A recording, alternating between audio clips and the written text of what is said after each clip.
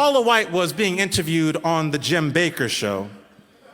And according to Pastor White, because her God had raised up and placed the 45th president to a position of authority, he is not to be challenged.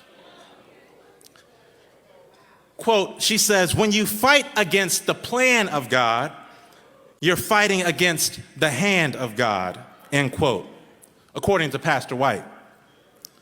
Now, she's operating under the premise that if you challenge power, U.S. government power, under the authority of a white man, you are challenging her God. I am tired of our white evangelical televangelist sisters and brothers using the power of their pulpits to convince Americans that God is somehow uniquely on the side of one political party in America. They leverage their celebrity status for political access. People like Paula White feel as if they have a right to tell Americans that if you challenge a political leader, then you are challenging God. Sounds like she's confusing God and government to me. This is creating much confusion in the land. What has happened historically is that zealous dog-whistling salespersons like Paula White will preach this toxic doctrine and transform an entire generation of Christians into a political voting bloc that is detrimental to the average American, and they advocate for policies that are detrimental to their own families.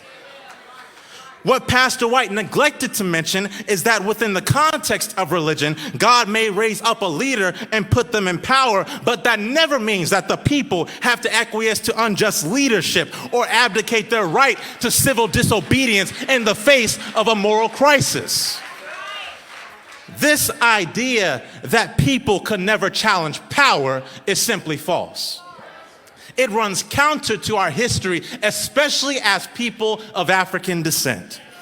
Just think if Harriet Tubman never challenged the power of legal Southern slavery and didn't work to free hundreds of enslaved Africans. Just think if Rosa Louise Parks never sat down in protest of racial segregation in a Montgomery bus in 1955. Just think if Fannie Lou Hamer never testified at the Democratic National Convention that she was sick and tired of being sick and tired. Just think if Tamika Mallory, Linda Sarsour, and Carmen Perez never convened the Women's March of 2017, the largest act of civil disobedience in the history of this world. I don't know about you, but I know 6 black and brown women that say that sometimes you have to break man's law in order to uphold moral law.